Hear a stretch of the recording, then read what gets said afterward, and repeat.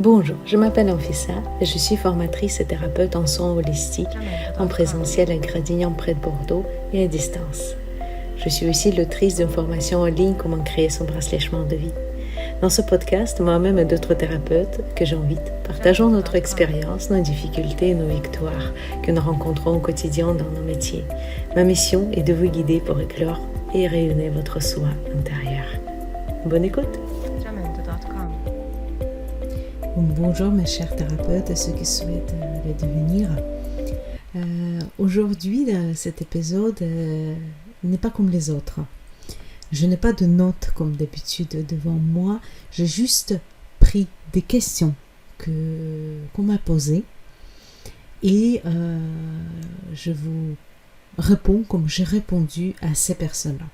Parce que je me suis dit que ces réponses-là peuvent être intéressantes aussi pour plus grand nombre de personnes que mes élèves.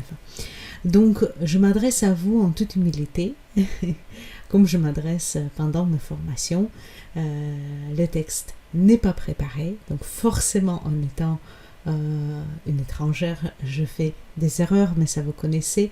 Et je sais que en tout cas mes élèves ne me reprochent pas ça. Mais je m'adresse maintenant à vous, donc rien n'est préparé. Forcément, je vais faire des erreurs, comme d'habitude, des articles, parce que dans ma langue natale, ça ne correspond pas du tout. Et aussi peut-être des accords. Donc, je pense que, vu qu'il y a beaucoup de personnes m'ont accordé sa confiance pendant des formations, je pense que ça passe quand même. Et maintenant, je m'adresse à un plus grand nombre de personnes, tout simplement. Le but de cet épisode, c'est répondre, parce que je vous explique comment c'est passé. Il y a 2-3 semaines, j'ai fait un questionnaire d'après mes élèves pour connaître quelles problématiques elles rencontrent le plus souvent. Il y avait d'autres questions, mais ça c'est entre autres.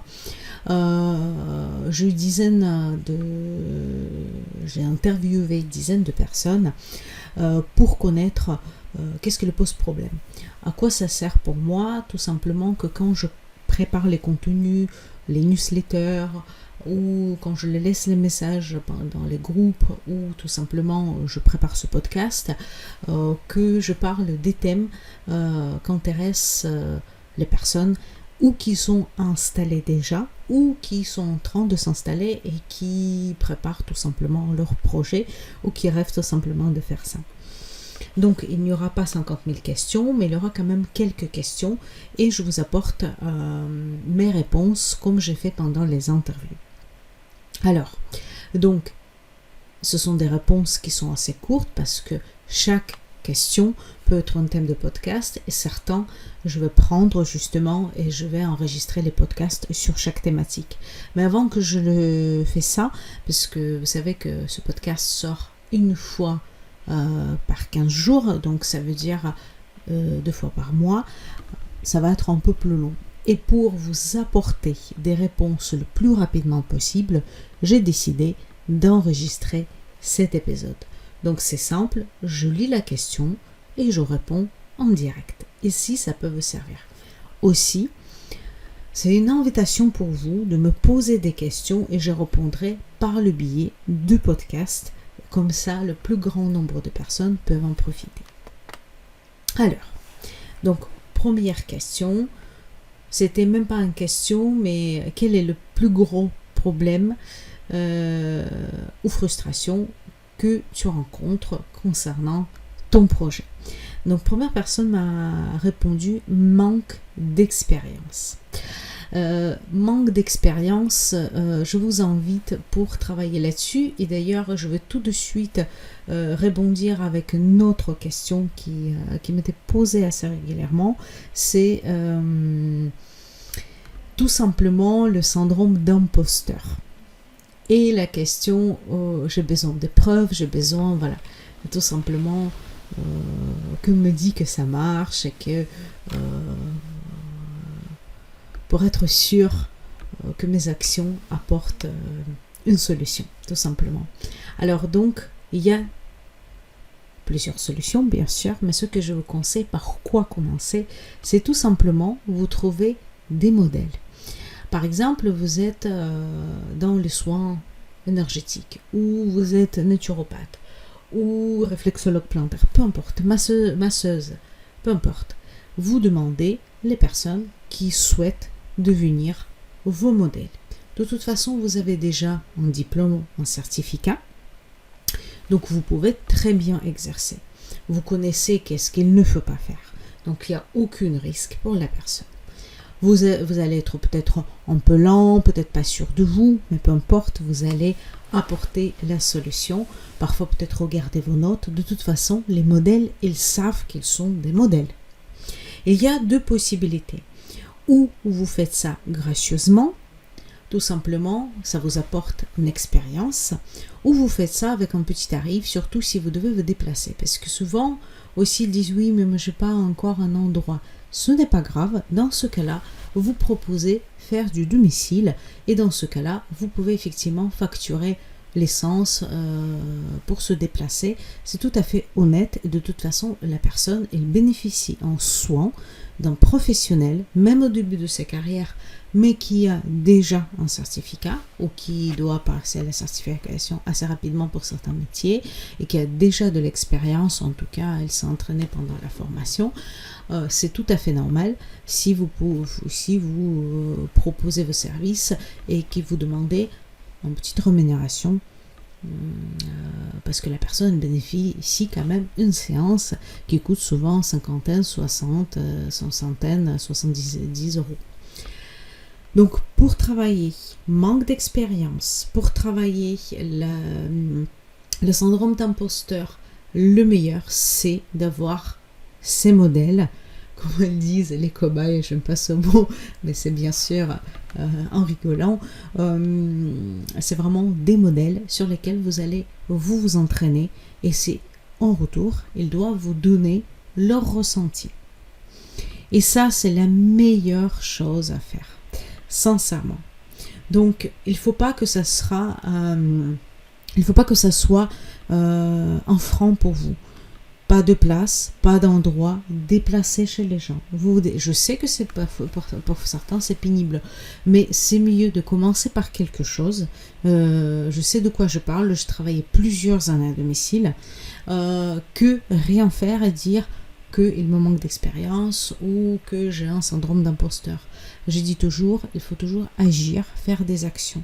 Et j'ai déjà dit dans les premiers épisodes, il y a beaucoup de personnes qui décident de faire une formation et encore une autre, sans vraiment le mettre en pratique. C'est juste la peur d'agir, la peur de passer à l'action. Il y a toujours des excuses qui ressortent et qui disent, voilà. C'est comme par exemple pour enregistrer le podcast, oui il faut le bon micro, mais on peut très bien enregistrer avec les petits écouteurs, vous savez, avec un micro. Donc il ne faut pas que ce soit un frein, il y a toujours des solutions, ne mettez pas les freins, parce que ça malheureusement dans les interviews j'ai entendu beaucoup. Alors, manque d'expérience, allez-y, demandez le retour de vos proches, et si vos proches sont pas très ouverts à ça ou n'ont pas le temps, les modèles, vous mettez les annonces sur les réseaux sociaux où vous voulez, je vous garantis, vous trouverez les modèles. Après, deuxième question qui m'était posée, donc comment trouver ou s'intéresser à la population concernée, comment passer l'appréhension de se faire connaître sur les réseaux sociaux.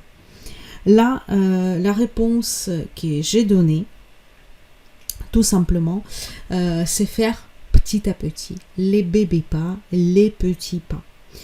Parce que parfois, cette question elle est revenue plusieurs fois, parfois on ne ose pas se montrer devant la caméra, face à caméra. Je sais que c'est la meilleure chose parce que vos futurs clients, ils ont très envie quand même de vous voir, de connaître, de ressentir, et souvent ça se passe par l'image justement, et pas l'image figée comme la photo, mais plutôt en vidéo courte, ou comme maintenant il y a plein d'outils sur les réseaux sociaux comme Réel, sur Instagram ou Short sur YouTube, ainsi de suite, ou les vraies vidéos. Donc là, vous pouvez commencer petit à petit. Peut-être d'abord le voix off. Ça veut dire qu'on ne vous voit pas, mais on voit ce que vous faites. Et petit à petit, vous allez avoir développé cette confiance et apparaître devant la caméra et pouvoir tout simplement faire. Aussi, dans cette question, il y a une autre qui se cache, c'est comment s'intéresser à la population concernée. Donc, ça veut dire qu'aux clients à qui mes services seront bénéfiques. Tout simplement, et ça, vous avez peut-être déjà entendu plusieurs fois, et c'est pareil, une des erreurs que je rencontre tout le temps, pas de persona. Et vous n'avez pas créé votre avatar client, votre persona. J'ai discuté avec mes collègues qui ont énormément d'expérience, qui ont, on va dire, de l'ancienne école, et quand je les ai parlé de persona, ils disent « Ah non, moi je m'adresse à tout le monde. » Bien sûr, mais vous devez quand même connaître votre persona. Persona ou avatar client, donc on va dire une persona, je vais passer vite parce que je vous parlerai dans d'autres épisodes de ça, parce que c'est une de bases, de fondamentaux de la création de votre entreprise, de votre activité, de votre cabinet, de votre activité de thérapeute holistique, thérapeute énergétique, praticienne, tout simplement, c'est de créer votre persona. Ça ne veut pas dire que vous pouvez pas, par exemple, si ma persona c'est une femme de, je sais pas, je dis les bêtises, de 25 ans jusqu'à 35 ans, que je peux pas vendre à une personne qui a 50 ans ou proposer mes services à un homme, par exemple, de quarantaine. Bien sûr que si. Mais il faut trouver, on parle beaucoup, je sais que les thérapeutes n'aiment pas ça, votre cible, mais c'est exactement ça. Les personnes à qui peut être bénéfique, vos services peuvent être bénéfiques tout simplement.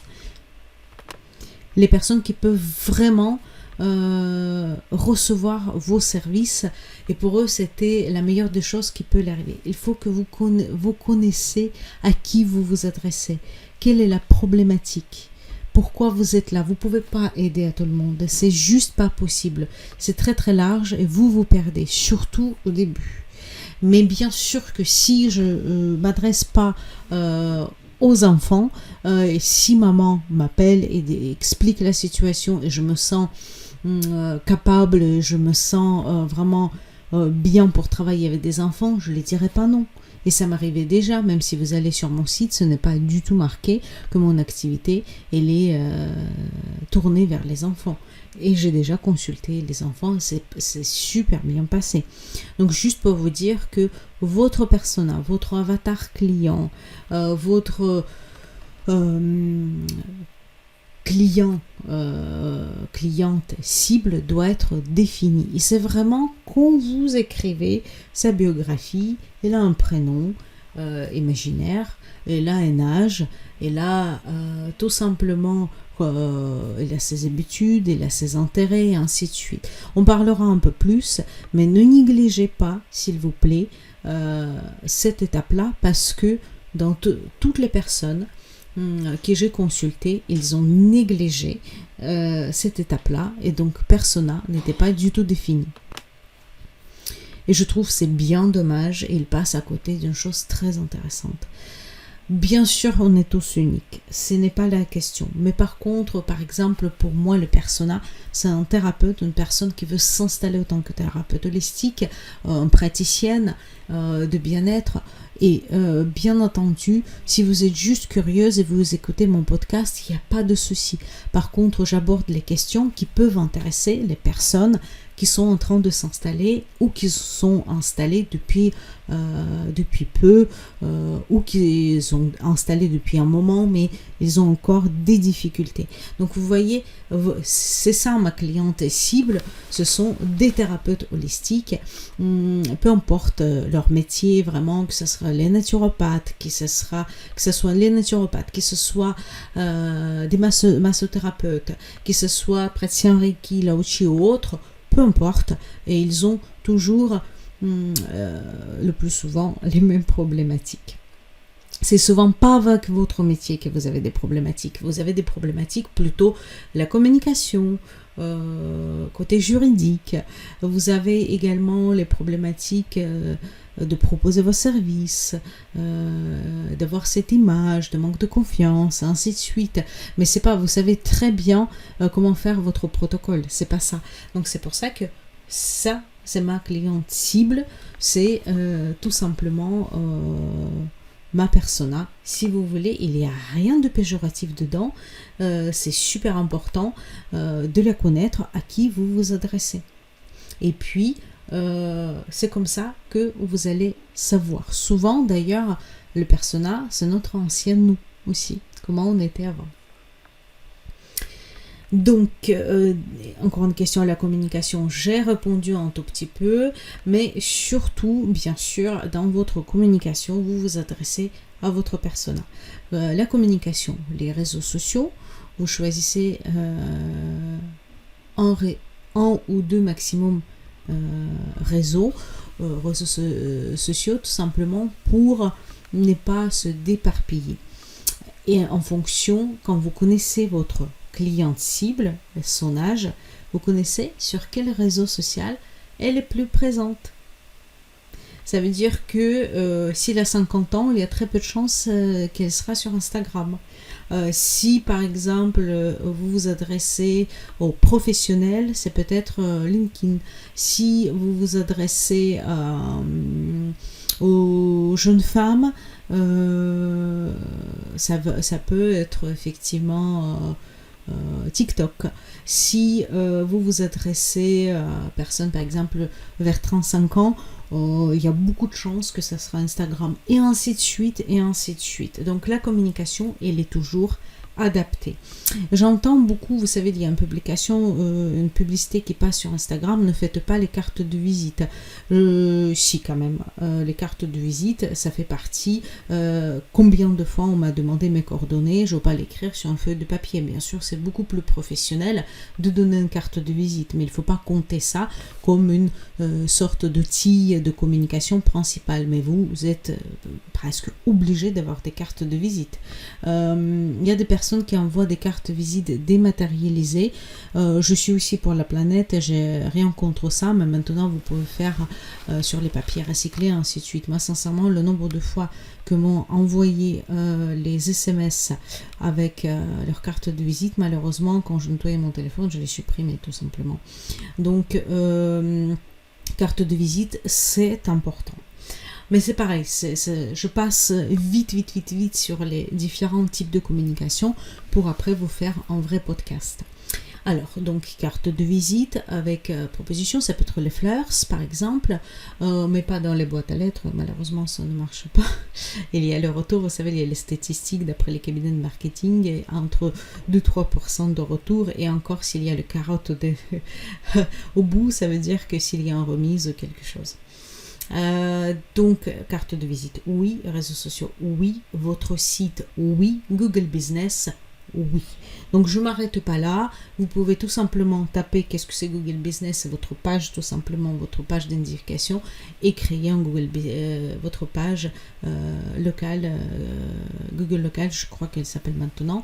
Je vous ferai le podcast là-dessus plus tard. Sur la communication. Mais quoi qu'il arrive, voilà, je survole rapidement. Et votre site, je vous conseille vraiment d'investir. On peut faire maintenant les sites nous-mêmes, ce n'est pas compliqué. Oui, effectivement, ça demande de regarder des tutos sur Internet et c'est totalement accessible. Si je suis arrivée, vous pouvez aussi. Donc, notre question, le développement de la clientèle et se faire connaître. Ben c'est ça, tout simplement, et surtout la régularité. Régularité, c'est aussi, parfois il faut se former. Vous savez, on me dit, oh mais moi les réseaux sociaux, je les connais pas. Ben moi aussi, je les connaissais pas, j'ai investi, et tout simplement, et j'ai appris à les connaître. Si vous ne pouvez pas investir de l'argent, investissez votre temps. Il y a plein de tutos, comment créer des réels, comment créer des posts, comment utiliser le Canva, et aussi pour faire des visualisations. Si vous pouvez, moi je dis toujours, si vous ne pouvez pas investir de l'argent pour faire la formation, dans ce cas-là, investissez votre temps pour apprendre tout simplement. Il faut toujours action, action, action. Il ne faut pas rester, enfin en tout cas c'est mon propre avis, après c'est votre chemin, hein, attention, hein, j'impose rien à personne. Ça m'arrivait de donner à mes élèves des conseils gratuits et de dire voilà, ça sera bien si tu fasses ça, si tu fasses ça, si tu fasses ça. Il y a quelques mois qui passent, rien qui marche, j'ai tout essayé, d'accord, je reviens, est-ce que tu as fait ça? Ah non, et ça, ah non, ah ça, oh je fais une fois. Non, ça ne marche pas comme ça, je suis désolée. Je suis vraiment désolée, ça ne marche pas comme ça, il faut faire des actions. Ou j'investis pour apprendre, ou mon temps, ou de l'argent. Ça dépend de vos possibilités. Les deux d'ailleurs, parce que souvent, même si vous faites la formation, il faut mettre ça en pratique. Pareil, les réseaux sociaux, si vous choisissez, je ne sais pas, poster sur Instagram, il faut faire ça régulièrement. Pareil, si vous n'aimez pas ça et vous avez la possibilité, vous pouvez le déléguer à quelqu'un. Donc, trouver une personne qui peut le faire. Si vous ne pouvez pas, si vous n'avez pas ce bagage financière, moi par exemple j'ai appris tout sur le tas. Ça veut dire que j'ai créé mon identité visuelle qui était un peu retravaillée après, mais au début ça allait tout à fait tout seul grâce au tuto sur YouTube. C'est possible. Se faire connaître, c'est souvent voilà. Et pareil, j'ai déjà, je crois, parler dans un des épisodes, dans une des épisodes de podcast, quand personne vous appelle, prenez son mail tout simplement, parce que je trouve que c'est dommage de ne pas envoyer les mails. Et mails, c'est pas que les mails promotionnels, ce sont des mails qui peuvent être profitables à votre cliente. Ça veut dire que les informations qui peuvent être utiles pour elle, comment nettoyer les pierres dans mon métier, comment par exemple bien respirer, moi je fais plein de choses que j'ai envoyées, j'ai enregistré la méditation que j'ai envoyée par exemple dans mon mail, et que ce soit pas que les choses qu'ils peuvent, par exemple, que je sais pas, vous avez créé un nouveau massage, c'est très bien, ça peut être entre autres, mais par contre, il faut que ça soit des mails qui vont apporter de la valeur à la personne et que votre publicité, excusez-moi. Voici, alors, la peur de recrutement des patients clientes et la tarification, peur de réclamer des tarifs à la juste valeur. Je vous conseille vraiment, commencer petit à petit. Dès que vous allez avoir le retour, dès que vous allez avoir vraiment le retour sur votre activité, vous allez automatiquement, petit à petit, augmenter vos tarifs. C'est ce qui m'est arrivé. Au début, je commençais avec les tarifs peu élevés et je me suis vite épuisée, sincèrement, parce que c'est pas rentable cette histoire. Et puis, vous vous épuisez et vous commencez à détester ce que vous faites. Bon, ça, on en parlera. Pareil dans les autres podcasts. Tout ce qui est burn-out, auprès de burn-out et ainsi de suite. Quand vous travaillez beaucoup à petit prix, malheureusement, ça vous amène à ça. Et ça c'est presque inévitable. Commencez petit, c'est pas un souci. Par contre, si vous commencez petit, moi je disais toujours oui, mes tarifs sont pas élevés, mais j'ai besoin de retour. J'ai besoin que à la fin j'ai envoyé le questionnaire. J'ai beaucoup travaillé parce que mes tarifs n'étaient pas très élevés, donc il y avait la facilité de vendre mes services. Par contre, derrière, à toutes les personnes, j'ai expliqué par contre à la fin des séances que j'ai besoin de leur retour pour faire progresser, et donc j'ai créé une enquête sur Google Forms. Et tout simplement, j'ai envoyé à toutes les personnes, et quand j'ai eu 100 retours, parce que bien entendu, c'est pas tout le monde qui vous retourne l'appareil, hein. Malheureusement d'ailleurs, c'est pas tout le monde qui joue le jeu, mais il y a beaucoup quand même qui répondent si vous l'expliquez rapidement l'utilité. Il faut que ce soit très simple, 2-3 questions. Vous avez aimé, vous n'avez pas aimé, vous revenez pas, et ainsi de suite. Alors, je reviens vers cette question, la peur de recrutement des patients, des clients. Ça vient tout simplement de manque d'expérience. Donc pareil, vous avez peur, les modèles avec des petits tarifs. Et ça va vous donner estime de soi selon le retour. Et pareil pour la tarification, commencez petit. Quand je dis petit, c'est pas 15 € non plus, parce qu'il faut que vous pouvez vivre et pas que vous vous épuisez. En tout cas, voilà, que ça soit, comme je vous ai expliqué déjà dans les épisodes précédents, au moins un projet à zéro. Dans le premier temps, et c'est mieux que si vous serez quand même rémunéré. Peur de réclamer des tarifs, c'est juste le début, c'est en même temps tout à fait normal, ça arrive à tout le monde, j'ai passé par là aussi, donc n'hésitez pas et vous allez augmenter petit à petit. Il ne faut pas que ce soit par contre vraiment, vous passez de 15 € à 70, comme j'explique dans mes accompagnements, que forcément vous allez toucher en fonction de vos tarifs certaines personnes avec certains revenus. Même si c'est pas toujours vrai, j'ai déjà parlé un tout petit peu dans d'autres épisodes. Pourquoi ce n'est pas toujours vrai? Parce que j'ai vu très bien que des personnes pouvaient venir me voir parce que ce n'est pas cher au début pour les soins énergétiques, je sais pas, 40 €, 25 €, et à côté ils faisaient du spa. Donc ça veut dire que dans leur valeur, ce n'était pas la priorité. Par contre, quand ça devient leur priorité, ils changent. Ils vont peut-être pas au spa ce mois-ci, mais ils vont voir une énergéticienne, un thérapeute, peu importe lesquels. Voilà, juste pour vous dire que vous allez vous adresser aux personnes, à certaines personnes. Et bien entendu, si vous avez vos tarifs à 35 € et demain vous les mettez tout de suite à 70, ce n'est pas juste possible, ce n'est pas du tout la même cliente. Le plus souvent, ça peut arriver, mais ça sera le pourcentage qui est minime. Donc il faut y réfléchir. C'est pour ça que pour moi, une activité, ça se prépare. C'est pas juste je vais m'installer. C'est pour ça que pour moi, les accompagnements sont importants. Mais si vous n'avez pas cette possibilité, prenez le feuille de papier, écoutez mes podcasts, écoutez les podcasts d'autres personnes, lisez sur internet et faites votre projet vous-même. C'est aussi possible. Je ne suis pas là pour vous dire venez me voir ou venez voir un coach ou quelqu'un d'autre. Tout est possible et même construire le projet, c'est possible. C'est juste parfois on gagne du temps, c'est tout. Mais ne faites pas ça comme ça en coup de vent, on verra en route. C'est mon conseil pour vous, c'est ce que j'ai fait. Mais moi j'étais pour la première fois quand j'ai créé mon entreprise en 2013 et c'est une entreprise que j'ai fermée. Et la deuxième fois, je me suis fait accompagner. Il y a plein d'autres organismes par lesquels on peut se faire accompagner et qui peuvent être tout à fait abordables. Et si on ne peut pas, c'est nous-mêmes, tout simplement. C'est un projet. J'ai du mal à débuter mon activité. J'ai essayé à plusieurs reprises, mais rien ne fonctionne pour le moment.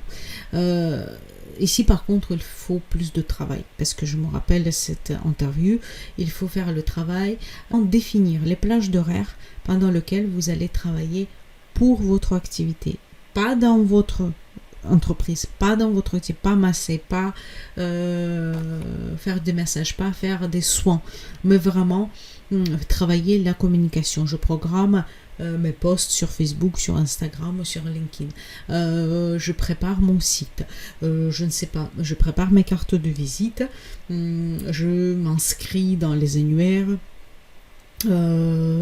Je démarche, par exemple, ça dépend de votre activité, les endroits où je peux intervenir une fois par mois, une fois par semaine pour avoir un lieu d'accueil, je n'en sais rien, c'est vous qui voyez.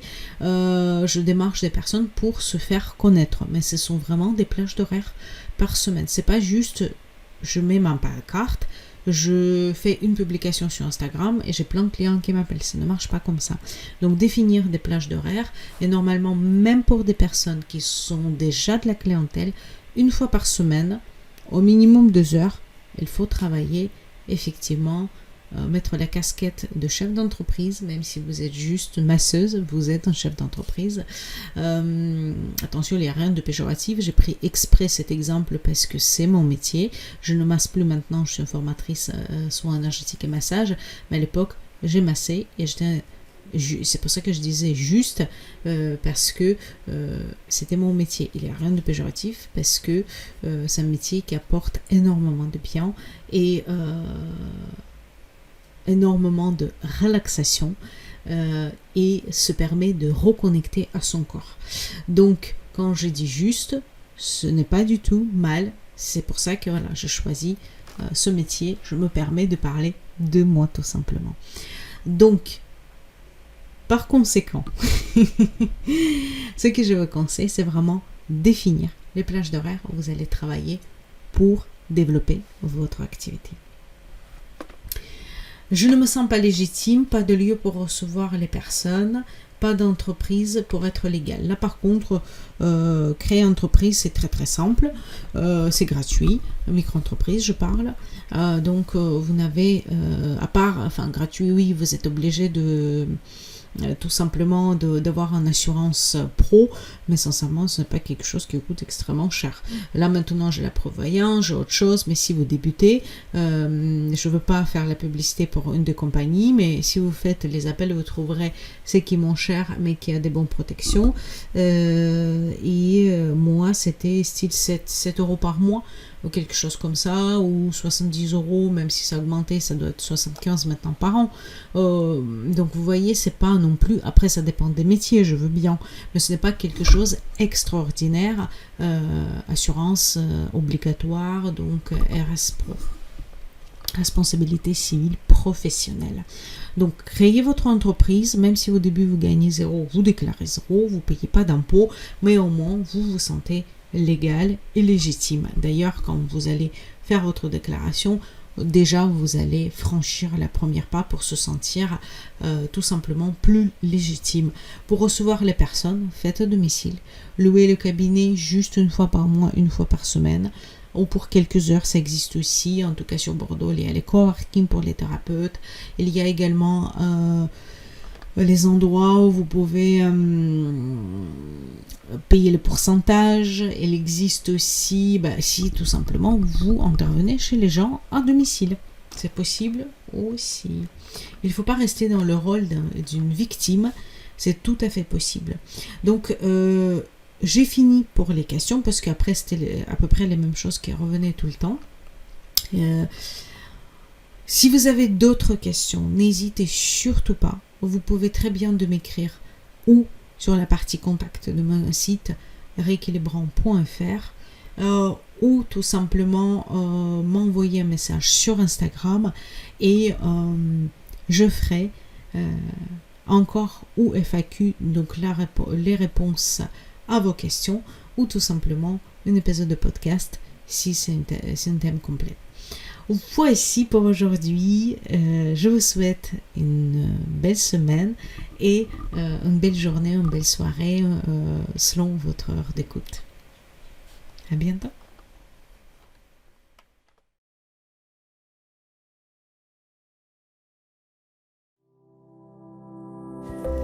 C'était Anfissa, formatrice et thérapeute en soins holistiques, pour vous accompagner dans votre parcours.